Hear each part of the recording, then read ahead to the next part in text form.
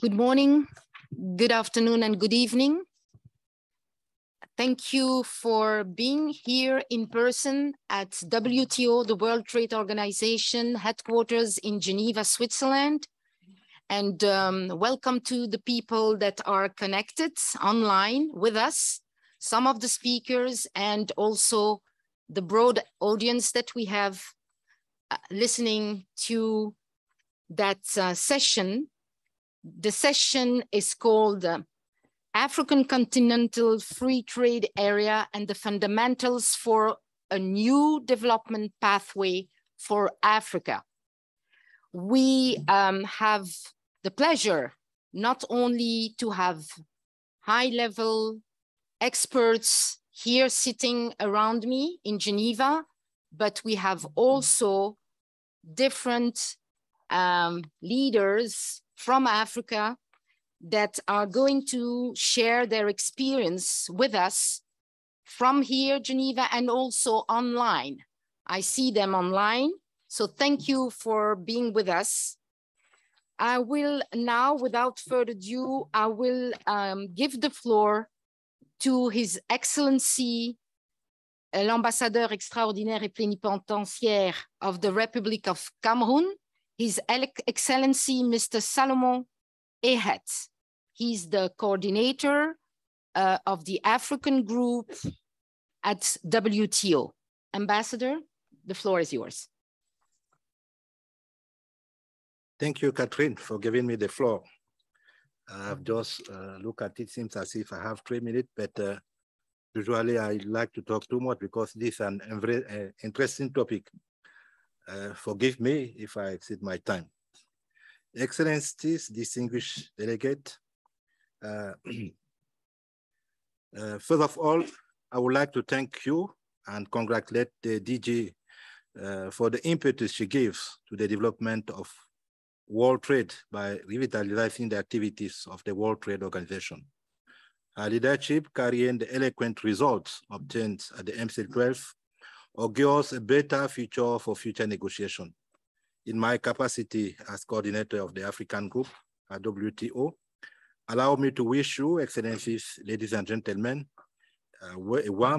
dear professors, a warm welcome to this roundtable co-organized by United Nations Development Program, represented by its regional director, Mrs. Aona Eziakona, and the International Trade Center, represented by its managing director, Mrs. Pamela Cook-Hamilton. To these two brave and illustrious ladies who devoted themselves every day to the development of human beings, in particular of the African population, I would like to congratulate them on your behalf.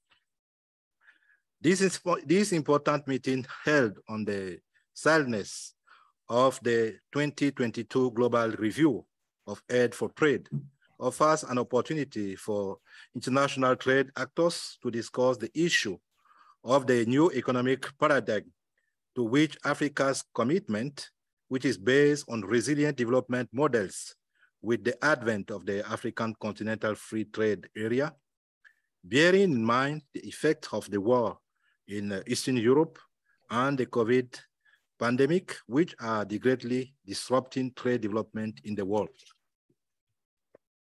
Excellencies, ladies and gentlemen, the achievement of the 2030 agenda through the achievement of the SDGs is for all of us here in Geneva and for our state, the main roundup dedicated to the global governance, to the development of man that we call with all our wishes.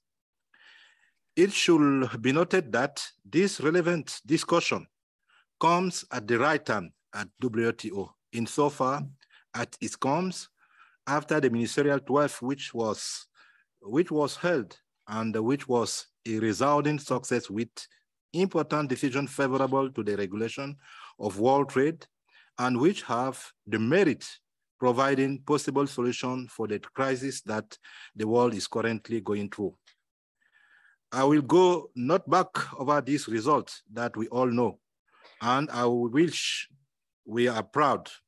I can simply say that this result of MC12 confirmed the urgency and the importance of certain regulation and the multilateral trading system and reaffirmed the important role of the WTO in the current and future context.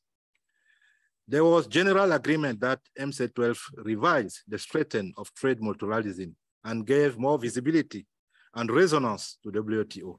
It is right that the expectation of the international community, in particular those of low-income economies vis-à-vis this institution, are increasing. Aware that the population are suffering more and more because of these numerous and complex crises, the coordination of African group is inclined to think that the result obtained at MC12 must be quickly implemented in order to consolidate the organization it is in its original mission, that a true regulator of world trade, and to make the WTO a mechanism of both warming and regulation of world trade. As for Africa, the United Nations Development Programme estimated that recent price peaks, particularly in food and energy sector, risk pushing 71 million people additional resources in the least developed countries, with extreme poverty, sub-Saharan Africa being one of the most exposed regions in the world. Les pays africains ont vu leur capacité de résilience s'affaiblir face aux nouvelles crises qui secouent le monde. Le nombre de pays exposés au risque de surendettement a considérablement augmenté et le nombre de personnes sous-alimentées sur le continent est passé à 282 millions et le nombre de personnes vivant dans l'insécurité alimentaire qui touche un Africain sur 5 a augmenté selon les statistiques de la Commission économique pour l'Afrique. Les nombreuses crises, la pandémie COVID-19, la guerre en Europe de l'Est, soumettent le monde entier à une rude épreuve et plombent le développement des échanges commerciaux des pays africains. Depuis la création de l'OMC, la part globale de l'Afrique dans le commerce mondial est passée de 5% à 3%. Le commerce interafricain est resté trop faible à 16% du commerce total de l'Afrique. La mise en œuvre de la zone de libre-échange continentale africaine offre de réelles possibilités aux pays africains pour améliorer et remédier à cette situation et faire face aux perturbations actuelles du commerce. Excellences, Mesdames et Messieurs, permettez-moi de rappeler très rapidement qu'en janvier 2015, l'Union africaine a opté comme cadre global de développement du continent africain à long terme l'agenda 2063 pour l'Afrique, suivant le leitmotiv « L'Afrique par ses propres citoyens » et représentant une force dynamique sur la scène internationale. Pour atteindre cet objectif, une des initiatives urgentes adoptées à l'Union africaine est la mise en place de la ZLECAf, la zone de libre-échange continentale, entrée en vigueur le 30 mai 2019, suite au dépôt des instruments de ratification de 22 États signataires de l'accord. La ZLECAf, dont la mise en œuvre a été immédiate, prévue en juillet 2020, est effective depuis le 1er janvier 2021. Les États membres ont convenu d'un niveau de libération des échanges de 90%. Les objectifs généraux de la ZLECAf énoncés à l'article 3 de l'accord sont, entre autres, créer un marché commun unique pour l'Afrique, pour les marchandises et les services facilités par la circulation des personnes, afin d'approfondir l'intégration économique du continent africain et conformément à la vision panafricaine d'une Afrique intégrée, prospère et pacifique, telle qu'énoncée à l'agenda 2063. Deuxièmement, créer un marché libéralisé pour les marchandises et les services à travers des cycles successifs de négociations. Troisièmement, contribuer à la circulation des capitaux des personnes physiques et faciliter les investissements en s'appuyant sur les initiatives de développement dans les États parties. Quatrièmement, poser les bases de la création d'une union douanière continentale à un stade ultérieur. Sixièmement, promouvoir et réaliser le développement socio-économique inclusif et durable, l'égalité de genre et la transformation structurelle des États parties. Et enfin, renforcer la compétitivité des économies des États parties au niveau continental et mondial. Cette zone de libre-échange représente un marché de 1,2 milliard de consommateurs et un PIB combiné d'environ 3 000 milliards de dollars américains pour 54 États membres de l'Union africaine. La ZLECAf est aujourd'hui le deuxième plus vaste zone de libre-échange à avoir vu le jour depuis la création de l'Organisation mondiale du commerce et après le partenariat régional économique global de l'Asie dans le Pacifique.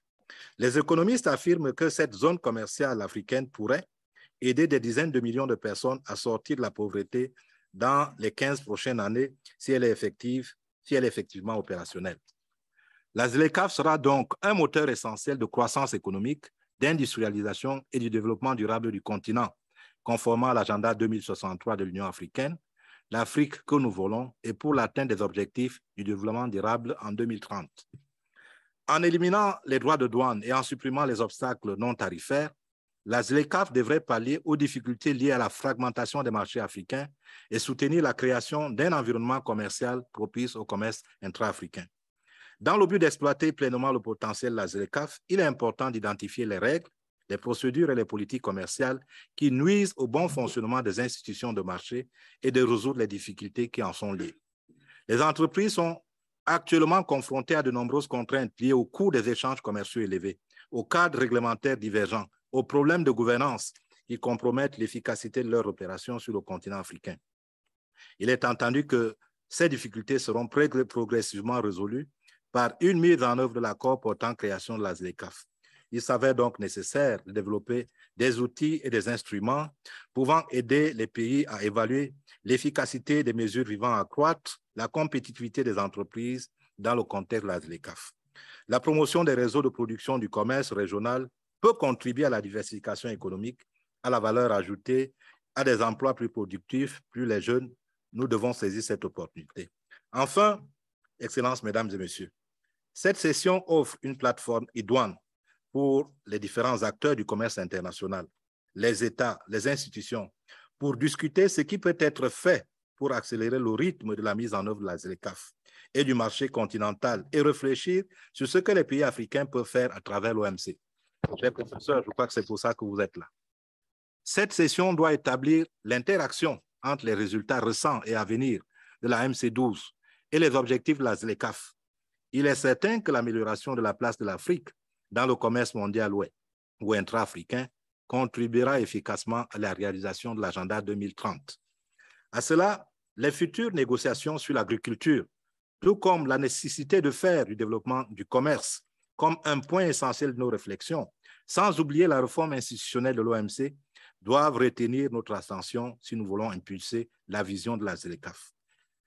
Car aujourd'hui, l'agriculture, les besoins alimentaires, les exigences transformationnelles de l'économie africaine, essentielles et focalisées sur la production des matières premières, méritent une action énergique et globale. Il en est ainsi des subventions et autres obstacles techniques au commerce des pays qui faussent la compétitivité et limitent l'accès des produits africains au marché. Il est temps de changer ce paradigme qui condamne l'économie africaine à la production des matières premières et jeter solidement les bases de l'industrialisation et rejoindre le monde de la compétitivité. Excellences, Mesdames et Messieurs, je n'exagère pas. Je ne pense pas rêver non plus en affirmant que la ZLECAf va contribuer à réduire la dépendance du continent vis-à-vis des importations et enclencher le processus de transformation structurelle de l'Afrique. C'est donc une source d'opportunités pour les pays africains et une voie rapide et durable pour l'agenda 2030. J'entends avec impatience vos contributions. Je sais que le panel est enrichi et je voudrais vous remercier pour votre bienveillante attention. J'ai été long, je m'en excuse. Je vous remercie, Excellence. Je rappelle que l'ambassadeur Salomon Eyet est le coordinateur du groupe des ambassadeurs africains auprès de l'Organisation mondiale du commerce ici à Genève et qu'il est le représentant de la République du Cameroun. Nous vous remercions d'avoir dessiné l'environnement, le paysage de cette discussion en français et en anglais, comme savent si bien le faire les Camerounais. Donc, nous vous remercions pour cela. Et il est très important, comme vous l'avez mentionné, que la ZLECAf va donner une impulsion qui permettra d'enclencher un processus de transformation du continent africain et également d'appliquer l'agenda 2063 de l'Union africaine, à savoir permettre de sortir la population africaine de la pauvreté par l'intermédiaire du commerce et du développement. Et nous n'oublions pas, comme vous l'avez mentionné, qu'il s'agit d'un marché d'environ 1,2 milliard de consommateurs et que la zone qui est celle de la ZLECAf est la deuxième plus vaste zone de libre-échange au monde. Excellence, merci encore pour votre très intéressante intervention. And without further ado, so I would like to mention that we are very lucky to have interpretation, French and English. So you can listen when we speak French, you can listen to the translation in English, and also when some of the people that are attending the session would like to listen the different interventions in English, it is also possible. So I will now give the floor to the Assistant Administrator and Regional Director for Africa of the United Nations Development Program, Mrs. Ahuna Eziakonva. As we just heard His Excellency, the Ambassador of the Republic of Cameroon, what lessons can we draw from the impact of the pandemic and other compounding crises on Africa? Because we know that there was a program, we know that it was supposed to start very soon after the 22 countries did sign for the AFCFTA to start. And then March 2020, all in a sudden, WHO did announce a pandemic of COVID-19. So the floor is yours. Thank you so much, Catherine. And thanks for the energy you bring in the room as a moderator. I want to first thank His Excellency Ambassador Solomon Eheth for really setting the tone and underlining some of the key points that should lead our conversation here today.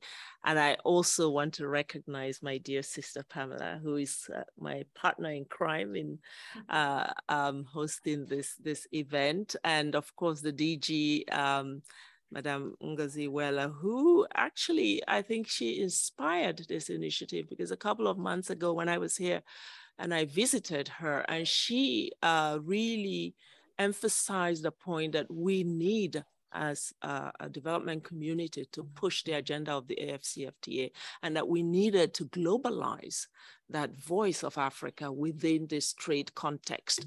And really, I was inspired by her own passion and drive to bring this kind of lens to what Africa must now do for its development and economic prosperity. So I really want to credit her, and we look forward to seeing her a little bit later. But also we have Mr. Bright Okogu here, who is from her office. I also want to warmly welcome all of you, but especially I want to welcome and recognize the UNDP African Influencers for Development. You see them in this middle row, and some of them online who are here to share their thoughts. And they are the ones in the trenches, really understanding how all of this works. And I think it will be a privilege to listen to their stories. Some of them have just come for the day from as far away as South Africa. So I really deeply appreciate their commitment, and all of you who have joined us today. Catherine, you asked what are the lessons that we are picking up from this, and there's a whole list of them. And the list continues to grow as we continue to learn. But really, for me, the overarching one is that the effect of COVID and even the war in Ukraine has been a huge lesson of humility for the world. And, you know, imagine that we have lost 6 million people in just 2 years as a global community, that we had something that brought us to our knees, where scientists, researchers, you know, all the knowledge and wealth we had in the world could not overcome this overnight. And we went through a period of confusion, of uncertainty, searching. And just as the scientists were beginning to home in on some answers, the ugly face of politics came to the scene and slowed us down, quite frankly. We are learning that we have still so much to learn as a global community, and that we need to start to put ourselves in a position where we can adapt to crises and multiple crises, and where we can also prevent them. And I think that another big lesson is that we're not yet there in terms of learning how to prevent the next big global crisis, because right on the back of COVID came Ukraine, another crisis that has upended the world and driven millions into poverty, back into poverty, and making many people around the world hungry. Why could the world not prevent that? So we are in a place where we have to honestly acknowledge and in a humble way that as a global community, our maturity level is not at pace with the new challenges that the world is facing.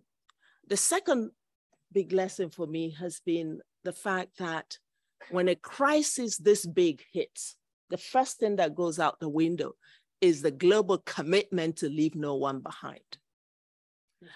How much was that even not on the table? That the first thing that countries did was to go for themselves. And people forgot that no one is safe until we're all safe. And even that lesson didn't hit home early enough, because then the result was that it's taken us much longer to recover from COVID.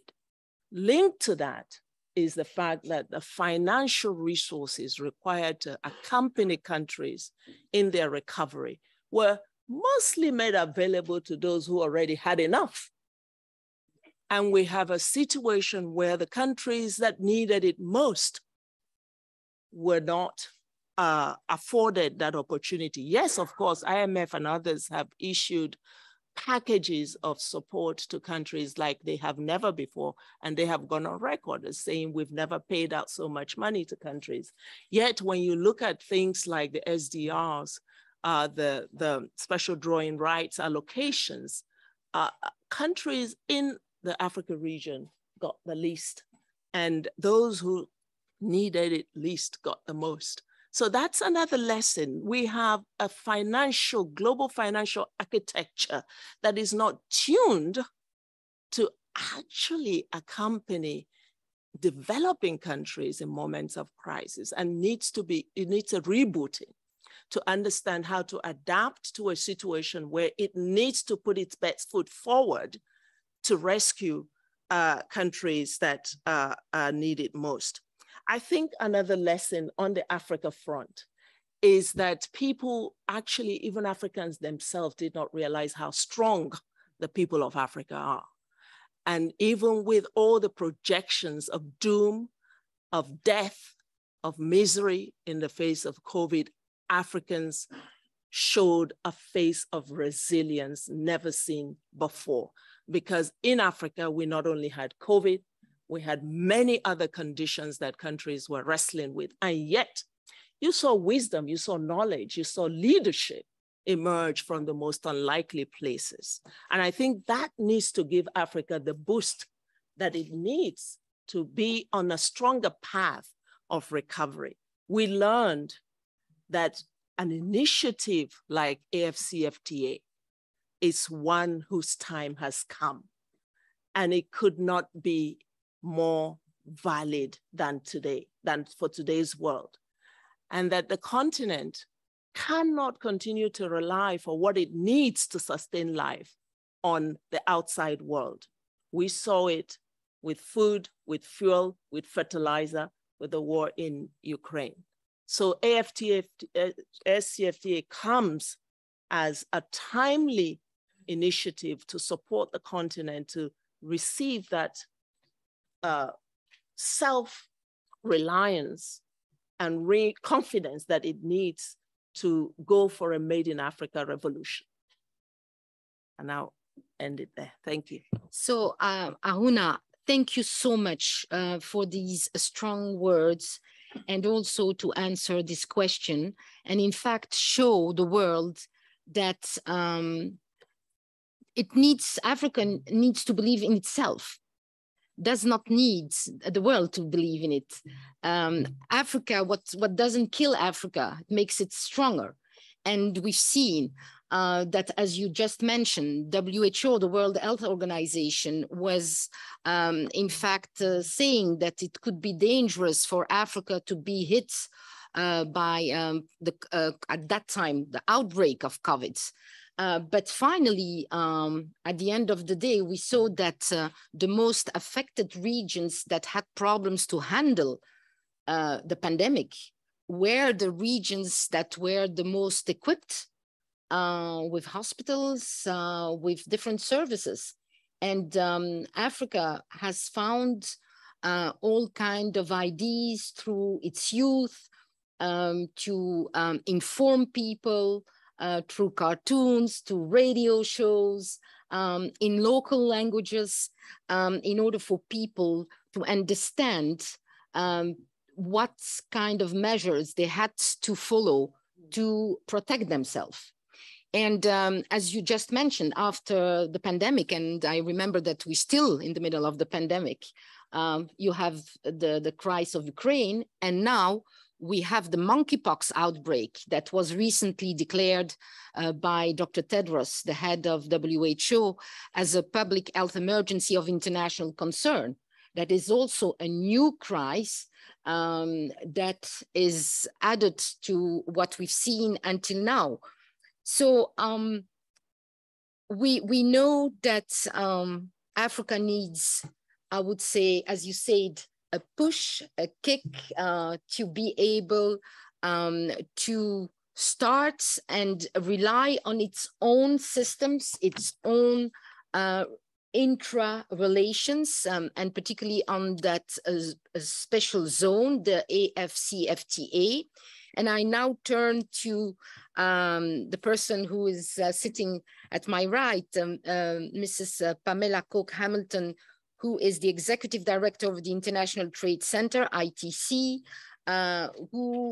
which is an institution very well known in Geneva, because there is a lot of dynamism there, and you really help countries and companies to go from their small work into the global work.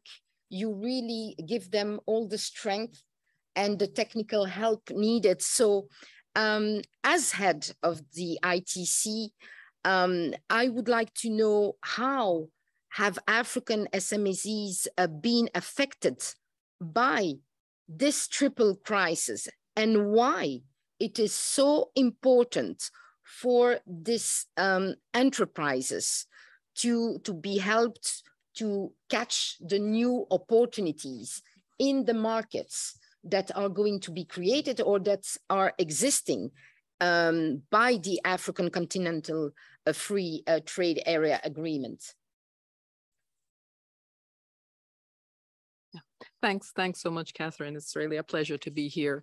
Let me first of all thank my sister Ahunna for inviting ITC to partner on this critical and timely event.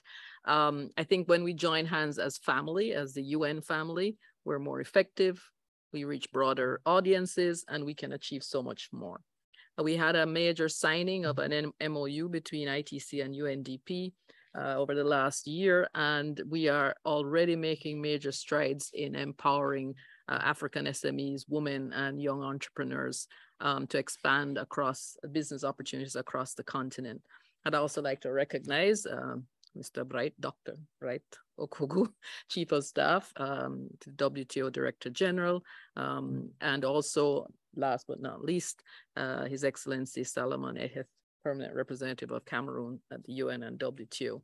I want to thank you for the instrumental role that you have both played in bringing about a successful MC12 and what that will mean also in terms of Africa's engagement in the international community and international trade.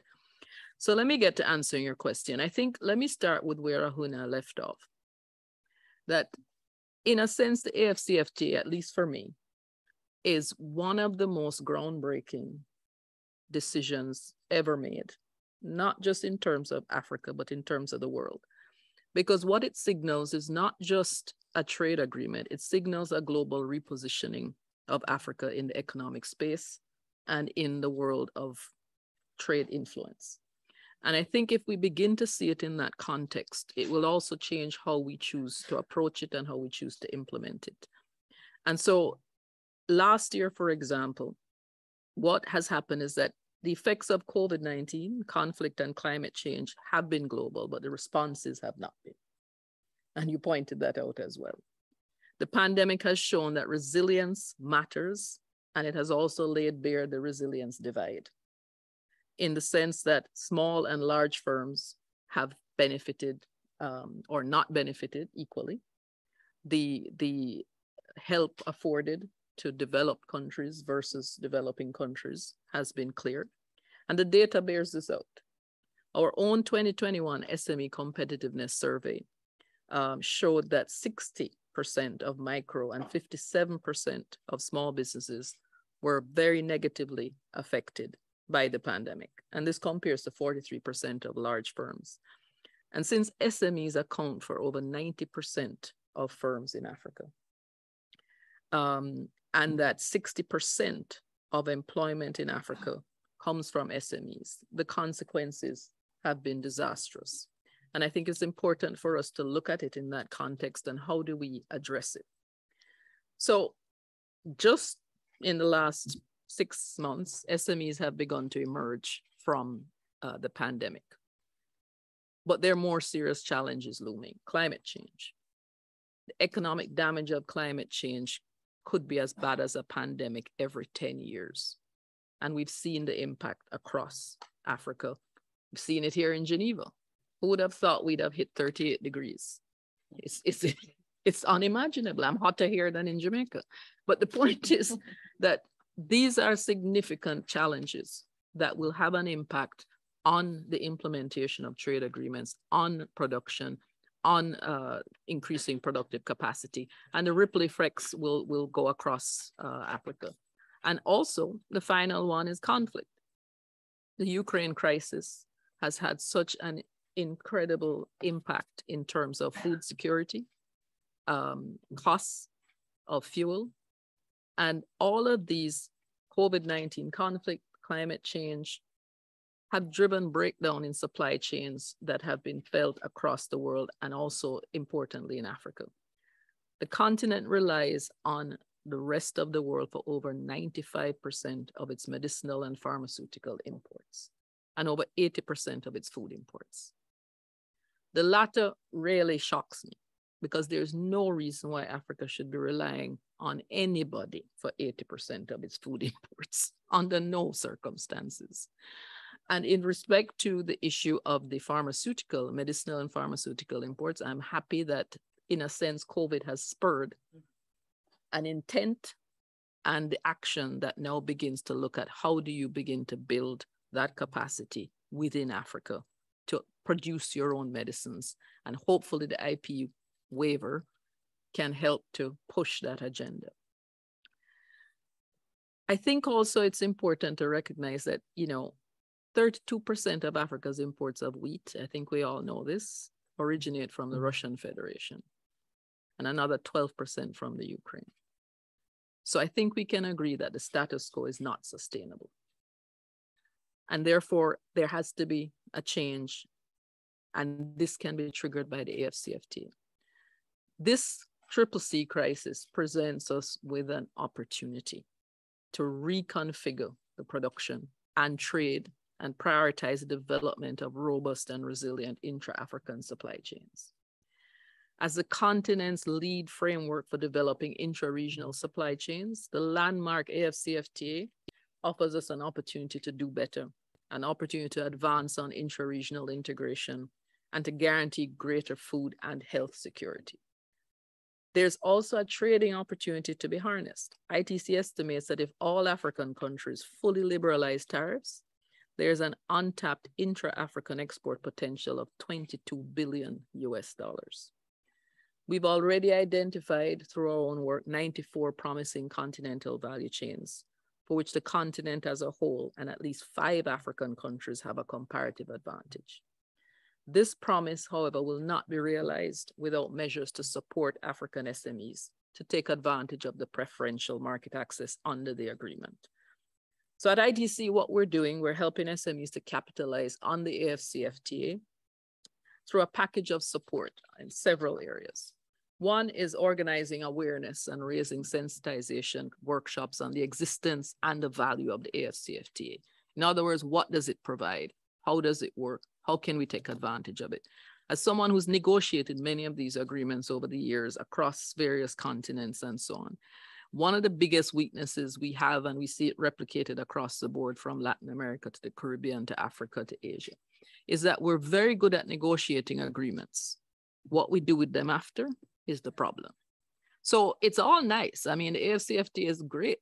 It will look good on paper, but if it is not translated into viable business implementation possibilities and economic growth, then it won't be worth the paper it's written on. And so I think what is critical at this stage is to ensure that there are specific quick wins that can be identified in the context of the AFCFTA that will trigger the kind of change that will be required. The second is coordinating public-private dialogue. The SMEs have a key role to play in identifying the barriers to trade that they face so that governments can provide an enabling business environment for the private sector to thrive. If the private sector does not have a voice in this AFCFTA, it also will be very difficult to be implemented. It's private sector that trades, it's not government. And so it's very critical that private sector has a voice and that that voice is heard. Thirdly, rolling out a dedicated how to export under the AFCFTA training.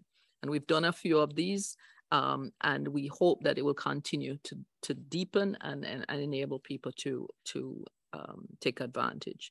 We also have been supporting national, regional, and continental business support associations in order to help them adapt to a new AFCFTA context. We find that African SMEs benefit when these business support institutions are supported and enabled to help them.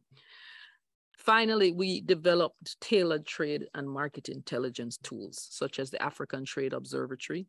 And these tools have been designed to help SMEs to identify export and import opportunities, compare market access requirements, and monitor the implementation of the AFCFTA. And finally, of course, supporting business-to-business connections.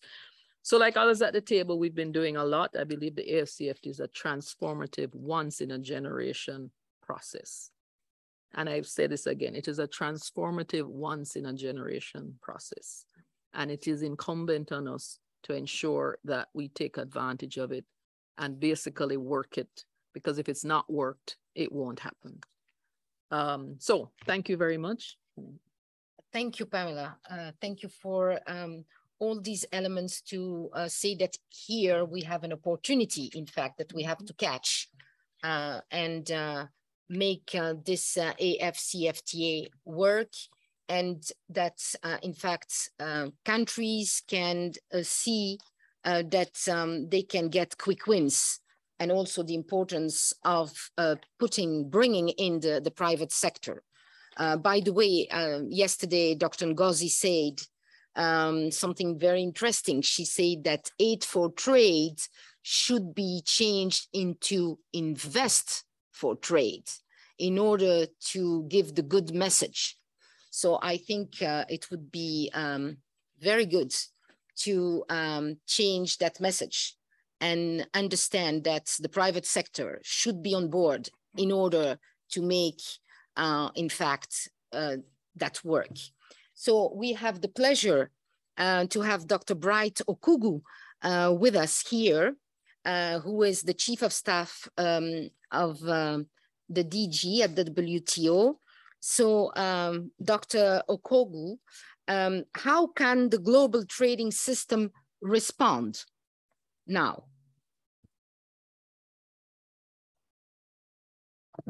Thank you very much, Catherine. And let me acknowledge our chairman, the ambassador, who is coordinating 1.2 billion Africans. In fact, he spoke in 2 languages, and he needed to, because if you have 1.2 billion people that's under your command, clearly you must do better than me. You speak more than 1 language. I think that you've said the same very well, and the points already put on the table by our colleagues on the table here, basically, they address all of these issues. I have to say that the continent, unfortunately, bears the brunt of a lot of the crises that are not of its own making. The climate change issue, we know that Africa contributes around 3% to carbon emissions globally, both historically and presently. And yet the bulk of a lot of the problems that we've been having are visited on the continent in one form or another. The COVID-19 pandemic, we don't know where it started. I'll leave it at that. But what you have found is that this has affected Africa in so many, many ways, including, well, the fewer deaths that you acknowledged. We don't know how it happened. I don't want to claim credit that somehow we in the continent, we are stronger, we are more. I have my own theory, by the way, and my theory is slightly different. It's not, okay, God is there for everybody. That's one of the theories, that God himself spread his arms around the continent and prevented more deaths. But I also think that the continent has developed its own immunity, the people, because you have mosquitoes, you have the malaria. That's my own personal theory. Scientists one day will prove it to find out why and how Africa survived better than some of the other regions of the world. But on a more serious note, if you look at the statistics, you will actually find that Africa was already catching up with 25 years of continued growth that we had. It's almost being reversed now, primarily because the COVID-19 set back growth, it set back trade, and it set back some of the social infrastructure that are put in place over all of these years. So I think that is one thing that we should be mindful of. We are not going to start now from where we were in 2019. We are starting from where we were in 2019 minus something. So that essentially shows that the attempt or the work to recover is going to become even more important. And I think that AFCFTA and others who have a role in this clearly need to bear this in mind. And I don't pick them out simply because this is an event in which you're invested. But I think governments and all stakeholders need to keep this in mind. The estimate that we have done here in the WTO obviously indicates that global merchandise trade between 2019 and the end of this 2022 will be up by about 7.5%. But if you break it down, you're going to find that a lot of that growth is powered by other regions of the world. For example, Africa will lose its own imports will have fallen by about 6% compared to what you see for Asia, where we are looking at a growth of about 12% for imports. And exports, they're doing even better in Asia by about 17% as estimated, compared to Africa, where there'll be a decline of about 1.4%. So we are not going to be starting from pre-2019 situation when we eventually get going again. Now, the question that was indicated to me, how can African countries, you've already indicated dependency on Russia and Ukraine for fertilizer, food, and all of that. So I won't go into that. But how is the global, the world, the global system, how is it helping Africa? How can it help Africa? Well, I use the word help, but I really don't like it, I have to tell you. Africa has grown, should be beyond waiting for help. Because I think that the experience of the COVID-19 has demonstrated that nobody is going to really help you when the chips are down. You are going to need to help yourself. And that fact is something that is one of the lessons that should come out of what was mentioned by colleagues on the other end of the table, as well as by Pamela here. You have got to help yourself. This brings me to the question of the AFCFTA and what you are. AFCFTA, it was created as an instrument towards achieving the Agenda 2063. I will hate to see, and I'm sure all of us here, that in 41 years, we will sit on this table and say, Africa has the potential. No. We, at that point, should be talking as Africa has done this and Africa has done that, which is why, even though I subscribe to the programs we are running here, Aid4Trade, Aid for Peace, all of those things, I subscribe to what was quoted from the DG earlier, which is we are looking at investment as a basis for growth, not aid. Aid was what was done in 1984 by Bob Geldof and others. Some of you were not yet born then, but I can tell you the story. Aid4Trade, band aid, that was exactly what it was. We should move way, way beyond that. That was nearly 40 years ago. So I look at Aid4Trade is good, but it should simply be one little element of that. I am looking, or we are looking, not just me, we're looking to see the continent energized by its own activities. Investment from others, they will not invest because they are giving you aid, is for profit. So we need to address those issues that are making it difficult for investment to take place in Africa.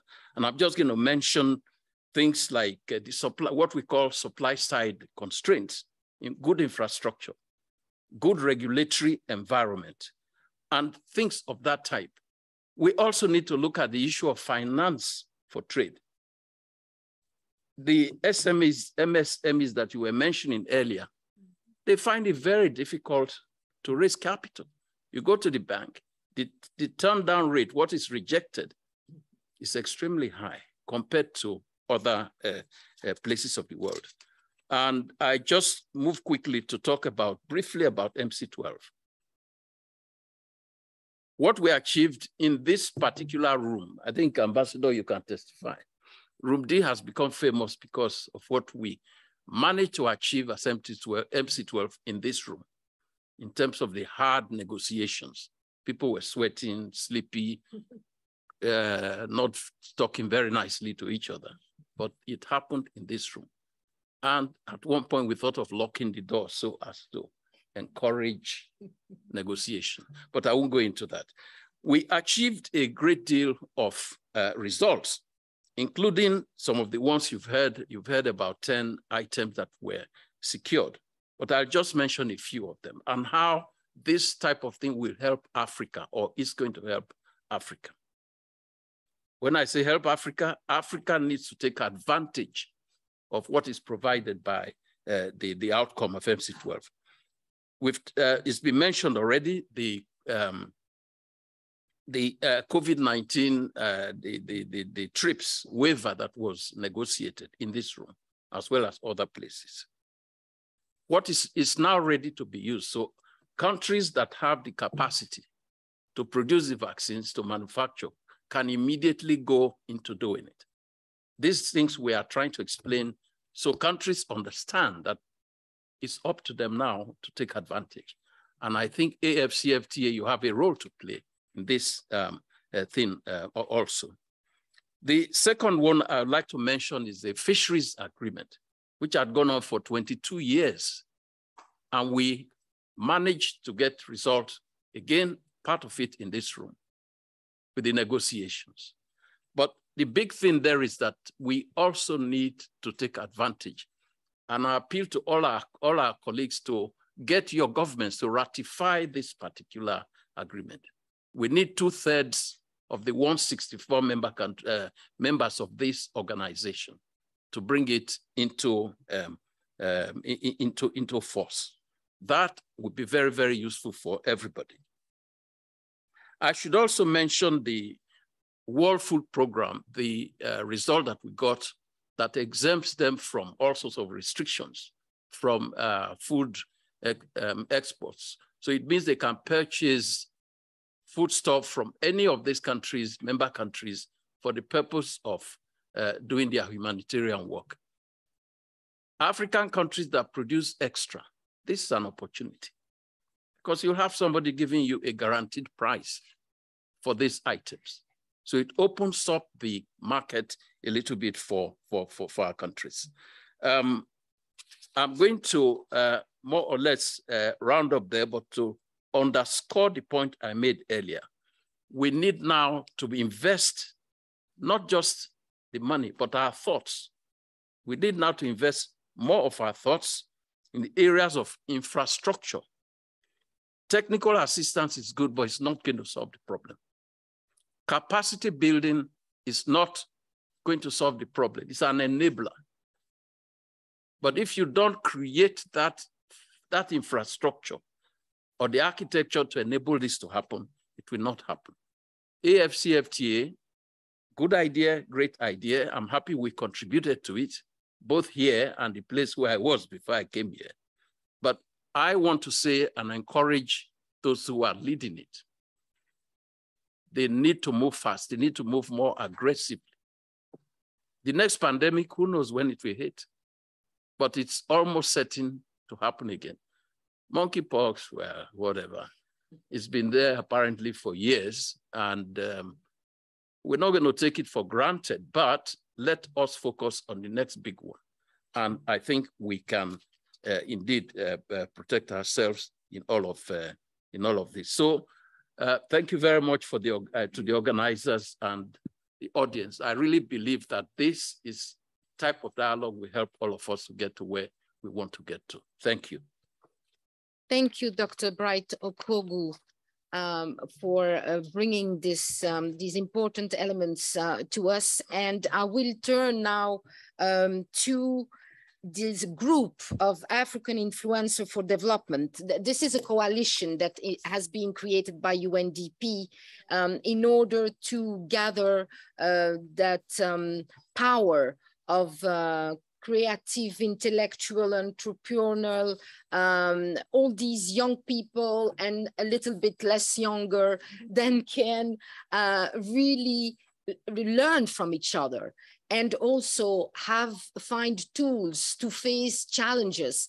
As it has been mentioned by Dr. Okogu, we don't want to be here, or next generation to sit here in a couple of years and say, yeah, we have the potential. No, I think we heard that message long enough. Now we need to go forward and bring things on the table, find solutions. We have those brilliant people here around, and we have those people also online. So online, I have Mr. Admasu Tadesse, that we all can see on the screen in the room.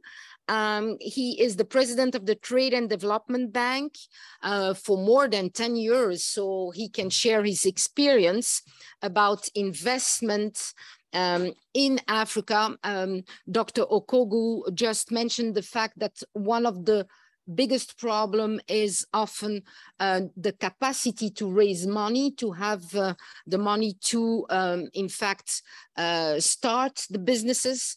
I would like to know if you could tell us what are some of the critical shifts that you are seeing in how Pan-African trade could, related to institutions, are strengthening readiness for the one Africa market and for Made in Africa. And maybe you can tell us about AFCFTA, if you already see the implementation of certain decisions, or at least you see it moving forward as it is entering its second year now. The floor is yours, Mr. Admasu Tadesse. Thank you, Madam Moderator. I hope you're hearing me well from where you are.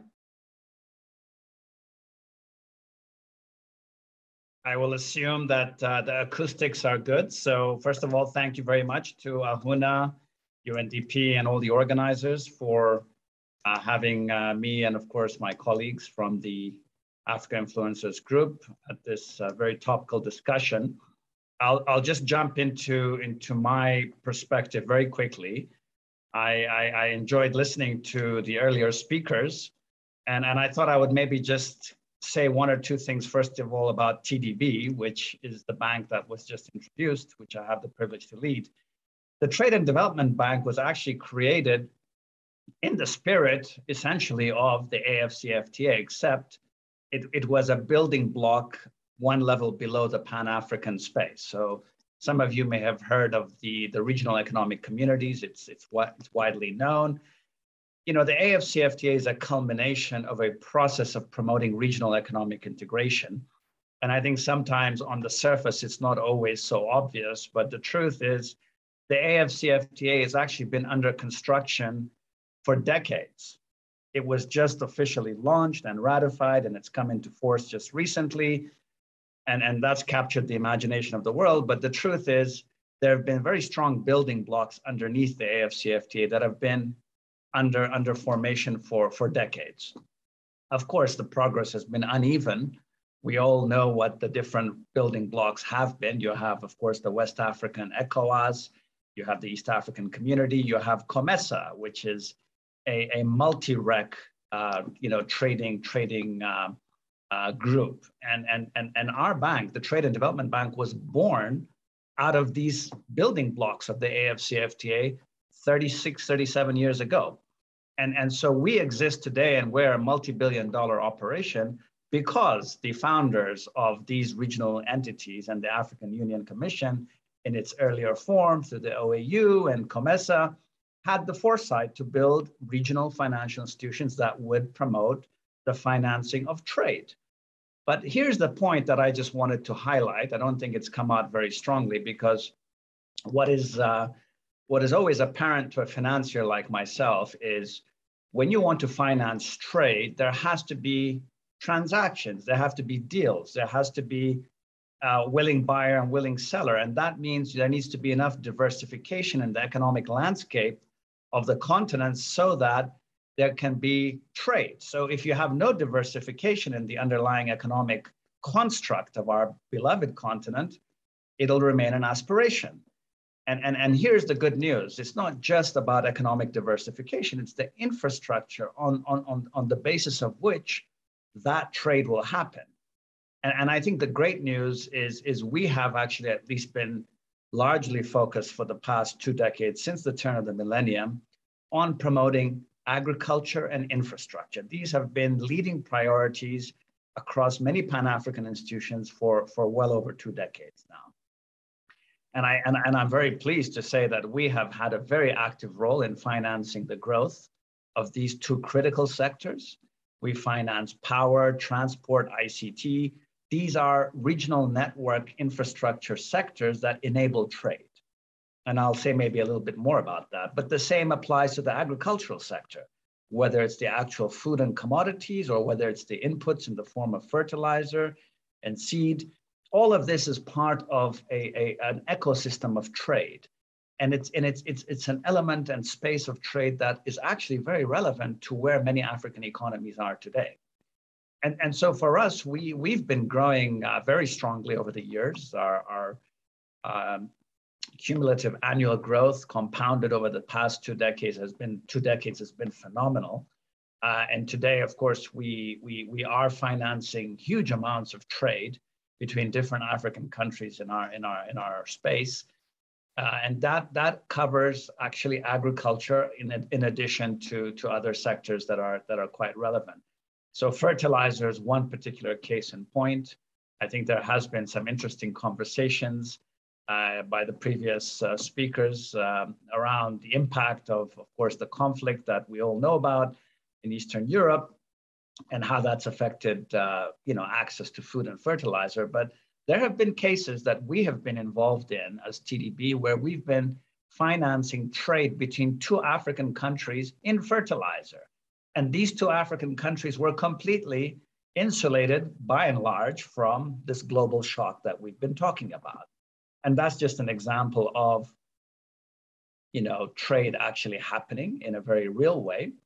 These are not trade volumes that were there 10 years ago. They're under 5 years of age. And if we went back 10 years, first of all, there probably wouldn't be that much fertilizer being used to boost production in the agricultural sector. And if the fertilizer was being brought in, it was probably being brought in from, outside of Africa. And so today I have a portfolio I'm very proud, which is close to $10 billion, which has almost 25% being agriculture. And a lot of it is inputs, among other things. And it's actually intra-Africa trade. And I'll tell you, the country is Morocco. I was actually in Morocco last week during the US Africa Business Summit. And we have a very strong partner there that we've been working with over the years. And they've been exporting a lot of fertilizer to Ethiopia over many years. And that's the case in point that I wanted to just share. We do hundreds of millions of dollars. And now they're looking to do similar forms of trade with several other African countries on the eastern seaboard of the continent. And I know they have similar interests in other parts of Africa. So that's just a live case of how this has been already very much in effect, and we are very actively involved in financing this. I think just again, when we talk about fundamentals around this new pathway, the AFCFTA has a lot of potential that can actually be unlocked. It's not just going to be aspirational. In fact, the other very interesting discussion that happened last week in Morocco, since it was such a big meeting, I should just mention, there was this fascinating discussion about, finally bringing a natural gas pipeline into play from Nigeria all the way to Morocco. And that would have landing points across all the countries in between these 2 African economies. So you're talking about a West African pipeline that will actually transport gas, and that gas can actually become a critical input into the production of fertilizer in each of these countries. And that pipeline is now being discussed to extend into Europe, given the context of what we've just been, discussing around disruptions and some of the issues in the European space. So all of this is just to say, the AFCFTA actually is on the surface new, but the reality is there has been a lot of work underway, very serious work. I've just mentioned a couple of products, natural gas and fertilizer, but there's also several other cases. We have power pools being built across the continent. Just last week, we had a signature between Kenya and Ethiopia where they signed a 200 megawatt power trading arrangement. This is trade, cross-border trade and infrastructure. Thank you. Thank you so much, Mr. 400 megawatts. So I just wanted to highlight that there's a lot happening on trade already. And I think sometimes people tend to focus on of course, the institutional aspects, which are at a much higher level, of course. But just to say that the building blocks are there, and we are going to see more and more of this happening. I just wanted to leave you with one thought. I think the one area that is still a little bit under construction is rewiring the financial systems in the continent to allow African buyers and sellers to transact with one another through African payments and settlement systems. So we've had huge growth in capital markets and banks, but we are working very hard at building new pathways in terms of financial connectivity that will allow Africa to be more efficient and streamlined in that aspect of things. That's work in progress, maybe for another day. Thank you, Madam Chair. Thank you so much, Mr. Admasu Tadesse, for sharing the experience of the Trade and Development Bank. I remember that was founded in 1985 and giving all these examples of Africa, working with Africa. I now turn to my left. We have the pleasure and the honor to have the DG of WTO, Dr. Ngozi Okonjo-Iweala, who just arrived, and I give her the floor because we're here because of her initiative. DG, the floor is yours. Well, thank you so much. And, you know, my deepest apologies because so many sessions are going on. So I have to go from one. So I'm going to have to leave you. But I really want to say just how wonderful it is to have this session and to see this attendance. It's amazing.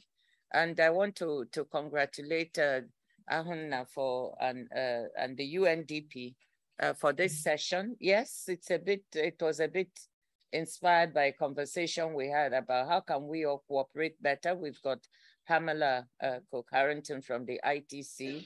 How can organizations who are working on the same problem come together to deliver the results that we need to deliver to help the continent jointly instead of acting separately. So after that conversation, this has come out of it, and I really want to say thank you for taking the initiative. I think this is really important. What we just heard about payment system, wonderful to hear that. I want to thank Ambassador Eheth for being here, and for all the participants. My chief of staff is also here.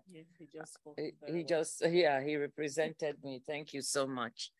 But there was another wonderful session, which I'm not sure you are aware of, by the Bank of Industry of Nigeria, that is building a platform for micro, medium, and small enterprises to be able to bring them into the e-commerce, digital platform that can provide them services and so on. So as I was coming here, I was thinking, I was just in that session for a few minutes also. Isn't this something that we ought to connect to what you're trying to do for the continent? So it's an exciting time actually, where there's so many possibilities. And the Trade and Development Bank, the Afrexim Bank, I don't know if they're here or they've left. No. They also, were participating. Trade finance is obviously one area where there's a gap that we need to look at.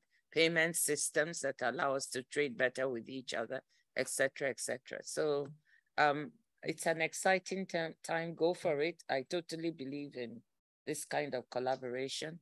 And let's see how we can deliver together. The aim is to support our institutions working together. Thank you. Thank you, DG. Thank you for being here, and that you dropped by, because we know that you have a very busy schedule, but we try to keep your spirits alive during this session, and we're very lucky to have those brilliant people around us, and also all these young and less young African influencers for development that are online and in the room. Also, so yes, here in the middle, you have some that have been able to make the journey to Geneva, and others that are connected. And we have Mrs. Bethlehem Alemu, who is from Ethiopia, and she has the most successful, one of the most successful manufacturers in the leather institute, in the leather industry, sorry, with a company called Soul Rebels. I've seen that company. Yes, I mean, she's very successful. It's an innovative footwear made in Ethiopia. So all Africa should wear your shoes, Bethlehem. And yeah, we start with the continent and then we'll export it. And so please, with your experience, tell us about what needs to be done to take industries like yours to a state to supply the African market, and also for the Africans to change their mind and recognize that the products manufactured in Africa are as good, even sometimes better, than what is imported.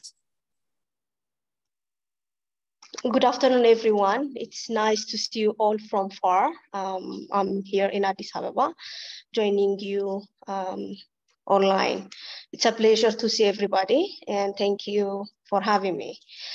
For me, I have been in manufacturing sector for the last 15 years, and I have been running different kinds of businesses through this industry. If I give you an example, in Ethiopia alone, about 2 million people join the workforce every year. So creating jobs to absorb this youth is an opportunity, but also a failure would be a liability. So my job as a company, also as a CEO of Soul Rebels, to make sure this company is flourishing and growing every year. In Africa, specifically in Ethiopia, because I'm from Ethiopia, labor-intensive industries such as agriculture, manufacturing, and construction are very needed because we have huge amount of young people joining the workforce, as I said. For us, creating job opportunities is not the only ultimate goal when we created our products, but also having a proper market is very important. During the pandemic, we were able to shift our market from distribution of products to stores. Most of it, we sell it now online because of a supply chain and the logistics problem. So we have learned a lot, and we revisit our business model and the way that we produce the products also. We try to bring in different ideas and then try to adapt the way people are doing their production. So that has been a little bit difficult, also costly for a company like ourselves. Governments can only support private sectors with improved and enabling environment and infrastructure. But as companies like ours gonna be an engine of job creation and growth. Why I'm saying this is for the last 15 years, we have been created huge amount of job opportunities here in Ethiopia. But now it's during the pandemic, what I learned is it's time for us to revisit the way that we do businesses in our country, and then throughout the society also. One of the things that we have learned, our governments and policymakers, they cannot keep the regulations and the policies that they had for the last decades. They have to come up with different ideas and different opportunities for young people to come to this manufacturing sector. It has been a challenge for us to be able to bring in resources from different places. So one of the things is that we need to focus on locally produced products as raw material, and that supports our businesses to continue and to grow.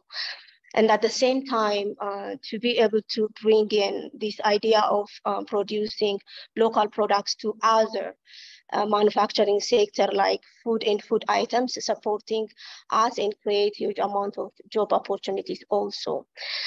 And as I learned through my time, women-owned businesses have been very inspiring to me, because they bring job opportunity for other women and providing essential services to the community. It's very important to have access to finance and workspace, because when we have successful companies, even if it's small or big, we create a job and we create a community that serves the greater purpose of human being. Thank you very much. Thank you so much, Bethlehem. It's very inspiring. It's very inspiring. And you're talking about women, dynamic women. Don't forget that there's a wonderful program at ITC, She Trades, a network of women into business. They're doing a great job there, and it allows women to come together in order to support each other. So I now turn to another woman.